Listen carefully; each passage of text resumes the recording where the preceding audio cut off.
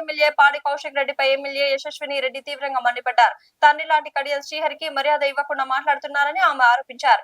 డిమాండ్లపై చర్చ జరుగుతుంటే సభా సమయాన్ని వృధా చేస్తున్నారని, కొత్త ఎమ్మెల్యేలకు ఇదే నా సందేశం ఇచ్చేది అని ప్రశ్నించారు. బీఆర్ఎస్ సభ్యుల ప్రవర్తనతో ఉన్నది కూడా మర్చిపోతున్నామని, పాడి కౌశిక్ రెడ్డిని వెంటనే సస్పెండ్ చేసి సభను స్పీకర్ అదుపులోకి తీసుకోవాలని ఆమె డిమాండ్ చేశారు. మాకు అర్థం కావట్లేదు అంటే పార్టీతో సంబంధం లేదు. ఇప్పుడు ఒక తండ్రి లాంటి వాళ్ళు కడియం శ్రీహరి గారు మా అందరికీ కూడా ఒక తండ్రి లాంటి వాళ్ళు, వయసులో పెద్దవాళ్ళు, ఎప్పటి నుంచో కూడా శాసనసభ్యులుగా ఉన్నారు. అట్లాంటి వారికి మర్యాద ఇవ్వకుండా ఎట్లా పడితే అట్లా మాట్లాడి నిన్నటి నుంచి చూస్తున్నాము. అది డిమాండ్ల మీద మాట్లాడుతుంటే చర్చ జరుగుతుంటే కొత్తగా సబ్జెక్ట్ ఏమైనా నేర్చుకుందామని ఇంట్రెస్టింగ్గా విందాం అనుకుంటే నూతన సభ్యులం ఎంతో మంది ఉన్నాం. సభా సమయాన్ని కూడా వృధా చేస్తున్నారు. ఎంక్వైరీ అన్నారు, పర్సనల్గా టార్గెట్ చేసి మంత్రి గారిని మాట్లాడుతున్నారు. వాళ్ళకి ఏదైనా వేరే అజెండా ఉంటే బయట చూసుకోవాలి.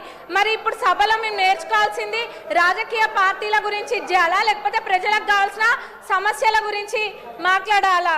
మరి ఇప్పుడు నూతన సభ్యులకి వీళ్ళు నేర్పించే సాంప్రదాయం ఇదేనా? దీన్నే క్యారీ ఫార్వర్డ్ చేయాలా? ఎంక్వైరీ చేస్తానని మా ముఖ్యమంత్రి గారు నిన్ననే చెప్పిండ్రు. అంటే వాళ్ళ ఉద్దేశం ఏంది? ఎంక్వైరీ చెయ్యాలనా చెయ్యొద్దనా? అంటే మేము చెయ్యరేమో అని అనుకొని అంటే వీళ్ళు చేస్తుండని కడుపు మంటనా? వాళ్ళకి ఏం అర్థం కావట్లే అధ్యక్ష. మరి వాళ్ళకి ఉద్దేశం ఏందన్నది అందరికి ప్రజలందరూ చూస్తుండ్రు, అందరికి కూడా అర్థమవుతుంది. గత 10 సంవత్సరాలలో ఏమేమైతే జరిగినాయో వాటిపైన కూడా ఎంక్వైరీ చేయాలి. ఎందుకంటే ప్రజల సొమ్మును లూటీ చేసింది ఎవరు అన్నది అందరికీ తెలియాలి. ప్రజలందరూ కూడా కోరుకుంటున్నారు. మరి దౌర్జన్య పాలన వాళ్ళదైతే ప్రజాపాలన ఈ ప్రభుత్వం చేస్తుంది. అంత ఫెయిర్గా నిన్న మా ముఖ్యమంత్రి గారు చెప్పిండ్రు ఎంక్వైరీ చేస్తాని.